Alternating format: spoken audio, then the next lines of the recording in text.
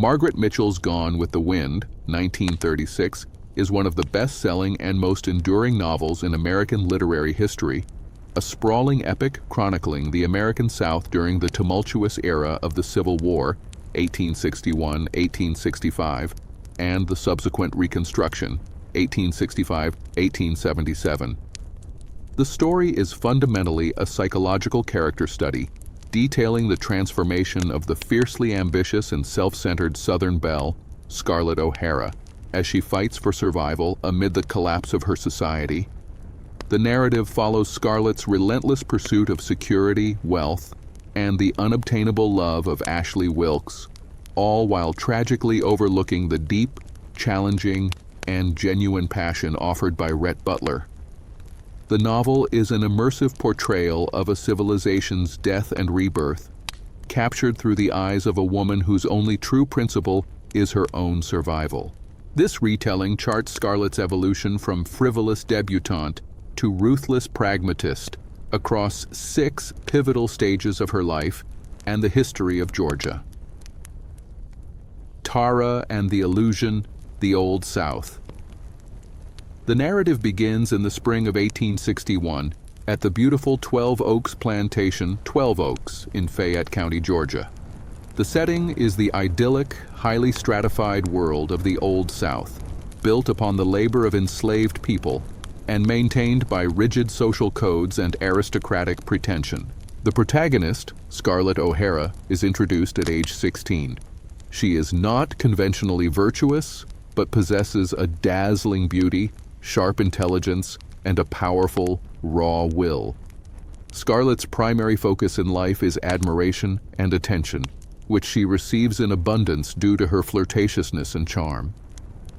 She is the epitome of the Southern belle, yet beneath the hoop skirts and politeness lies a ruthless pragmatist, inherited from her French mother, Ellen, and her passionate Irish father, Gerald O'Hara, who founded their small but proud plantation, Tara.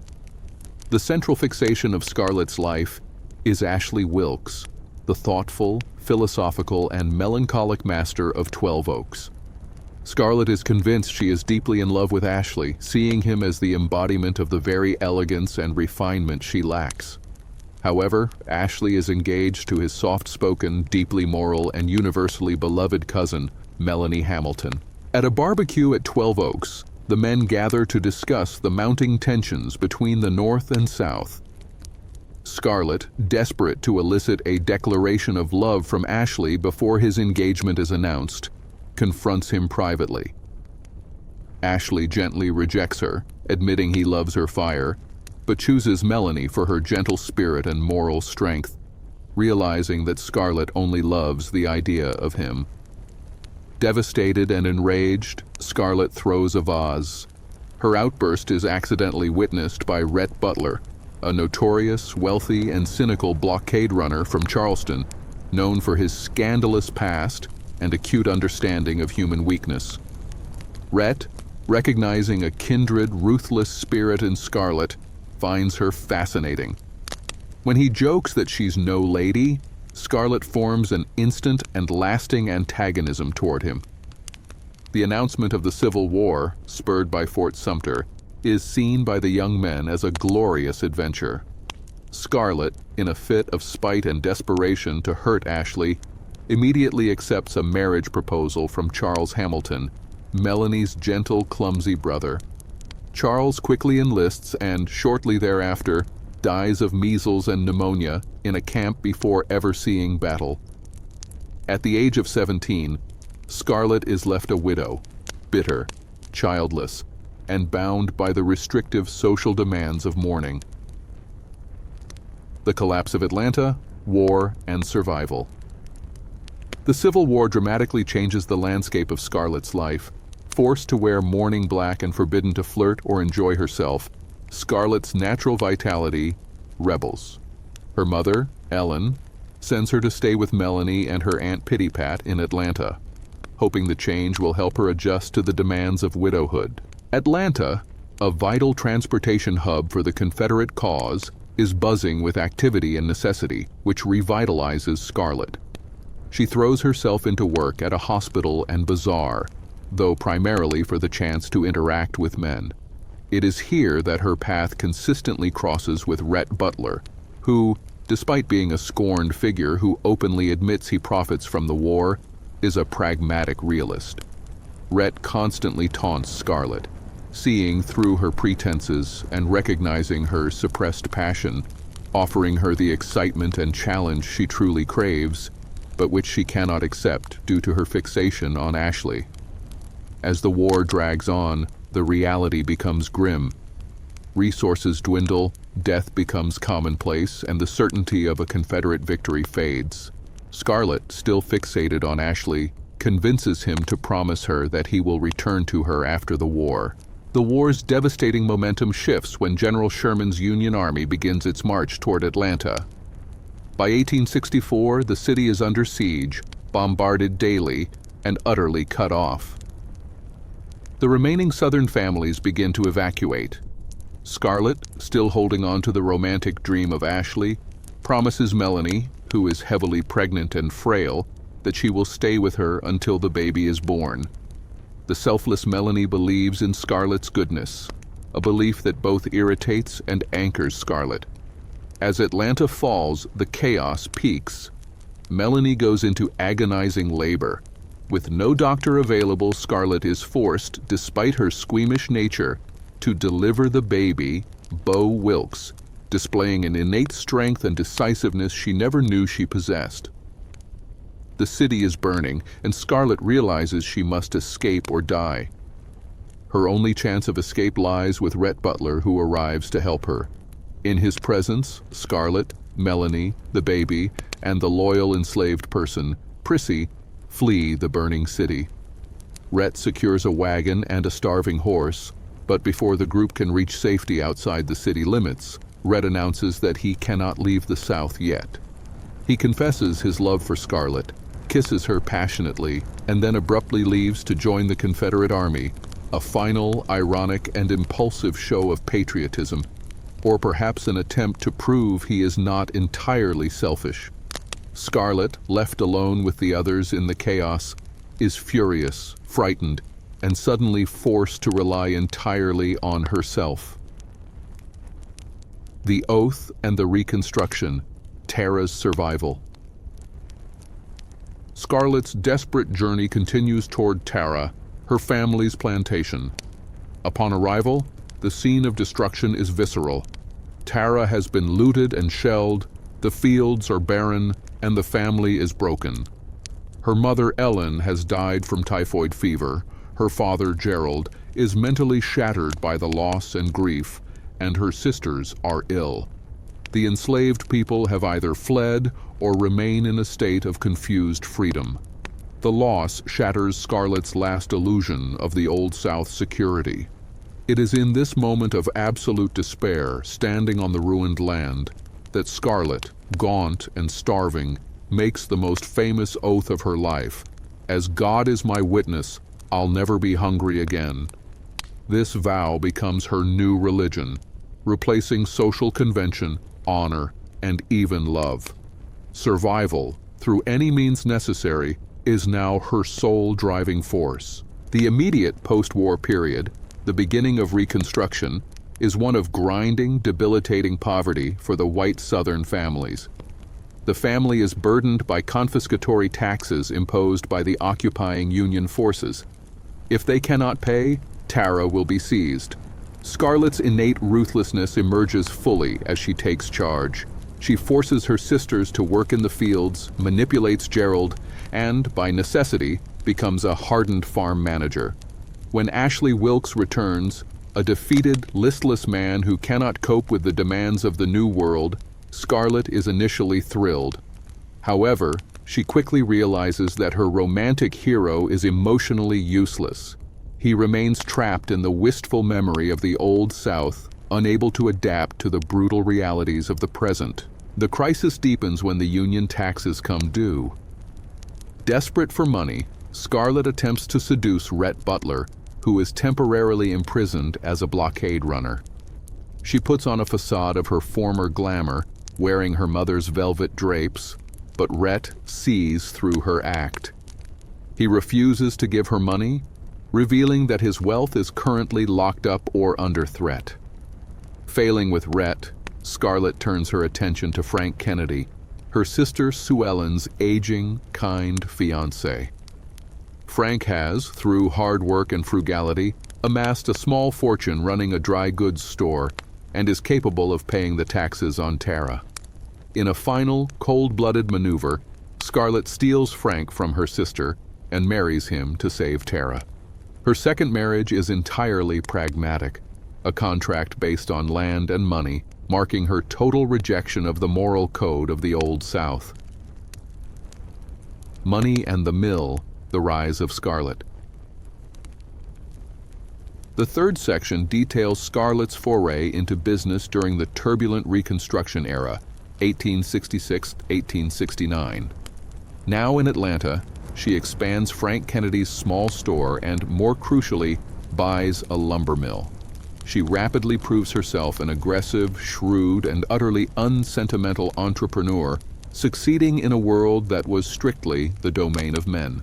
Scarlett violates every societal rule of the time. She hires convict labor, a controversial and brutal practice, works tirelessly alongside men, and engages in cutthroat business practices, often manipulating rules and people to gain advantage. Her single-minded pursuit of profit alienates her from the established society of Atlanta, which views her as crude, greedy, and unladylike. Melanie Hamilton Wilkes, however, remains her only defender, steadfastly believing that Scarlett's motives are rooted in a heroic devotion to her family. During this time, the tension between Scarlett and Rhett Butler intensifies. Rhett, now a free man and wealthier than ever, moves back into Atlanta society and watches Scarlett's ruthless rise with both amusement and a cynical affection. He understands her need for security, but despises her inability to admit her own nature or stop obsessing over Ashley. Scarlett's life takes another violent turn when she is attacked while driving her carriage unescorted through a shantytown near her mill.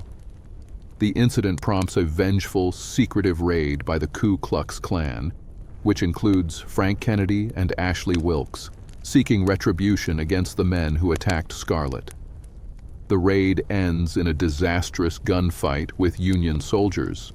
Frank Kennedy is killed. Rhett Butler, displaying his quick-witted loyalty, saves Ashley and the others from capture by lying to the Union authorities and creating a cover story. Once again, a widow, Scarlett is now wealthier than ever, but more emotionally isolated.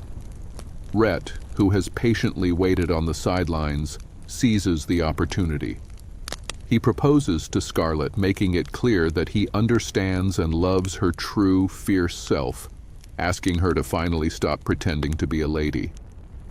Scarlett accepts, seeing him as a fascinating diversion and another necessary step toward ultimate security, but still foolishly convinced that a small part of her heart belongs to Ashley. The Butler marriage, passion and tragedy.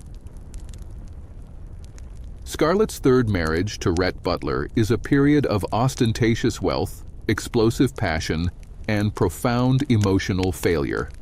Rhett spoils Scarlett extravagantly, buying her a magnificent mansion and showering her with the most luxurious comforts money can buy, allowing her to reach the pinnacle of her social ambition. Their relationship is complex. Rhett desperately loves Scarlett and desires to be a conventional husband, but is frustrated by her emotional blindness. Scarlett, meanwhile, is fascinated by Rhett and attracted to his strength and defiance, but still uses him as a means to an end. The core of their marital tragedy is Rhett's pride and Scarlett's relentless fixation. Rhett, tired of competing with a romanticized ghost, begins to treat Scarlett with cynical indifference whenever she rejects his sincere love. In turn, Scarlett, unable to receive Rhett's love because she believes her heart is closed off by Ashley, becomes jealous and manipulative. Their interactions are characterized by cutting remarks, passionate reconciliations, and emotional manipulation. Their daughter, Eugenia Victoria, nicknamed Bonnie Blue Butler, is born. Bonnie becomes the sole anchor of Rhett's life. He dotes on her, determined to give her the affection and stability he was denied as a child. He even attempts to gain social acceptance for Scarlett's sake, but his efforts are primarily focused on ensuring Bonnie is accepted by the Atlanta society that despises her mother. Bonnie, innocent and beloved, represents Rhett's final vulnerable attempt at domestic redemption. The marriage is irrevocably damaged when Scarlett, in a fit of rage and jealousy, refuses Rhett's sex after he tries to force her to admit her feelings. He retaliates with a famous, destructive act of passion. He carries her upstairs, overcoming her resistance, and then leaves the house the next morning, traveling to London with Bonnie for a long period of self-imposed exile. When he returns, their relationship is broken beyond repair.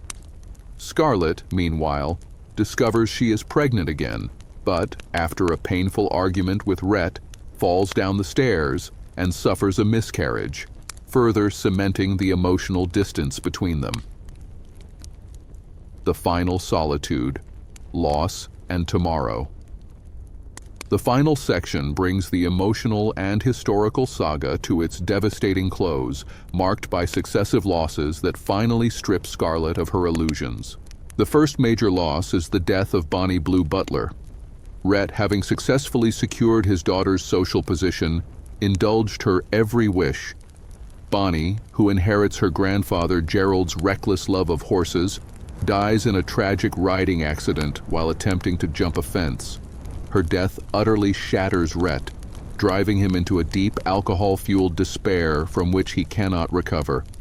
He blames Scarlett for Bonnie's existence, and their relationship becomes one of silent, mutual destruction. Throughout this domestic tragedy, Melanie Hamilton Wilkes remains the moral heart of the story, and Scarlett's only true, unwavering friend. She defends Scarlett against all slander and provides emotional support despite all the gossip. The final, decisive event occurs when Melanie, who has always been frail, becomes seriously ill after a miscarriage and realizes she is dying. In her final moments, Melanie asks Scarlett to look after Ashley and be kind to Rhett, professing her love for both of them. This moment of Melanie's death is the catalyst for Scarlett's final horrifying realization. Confronted with the impending loss of the one person who gave her unconditional love and protection, and seeing Ashley weep, Scarlett finally understands that she never loved Ashley Wilkes. She only loved the memory of the Old South and the unattainable ideal he represented. Her heart was, and always had been, consumed by Rhett Butler, the man who understood her, the man who was strong enough to face the new world, and the man she had carelessly thrown away. Scarlett rushes to Rhett to confess her love, but it is too late. Rhett, emotionally exhausted by the losses of Bonnie and Melanie, and realizing that Scarlett's love is only a reflection of her current grief and need, is finally done. He tells her he can no longer bear the burden of her emotional blindness and needs to find peace and quiet. Scarlett pleads, but Rhett delivers his iconic final line. "Frankly, my dear, I don't give a damn." He leaves her, walking away forever. Scarlett is left utterly alone, without her mother, without Frank, without Bonnie, without Melanie, and without Rhett. She realizes the vastness of her solitude, but her fundamental, unbreakable will remains. Instead of despair, her thoughts turn to the one constant in her life. Tara, the land, the red earth, is the only enduring security. She famously concludes the novel with the determined thought, "Tomorrow I'll think of some way to get him back. After all, tomorrow is another day."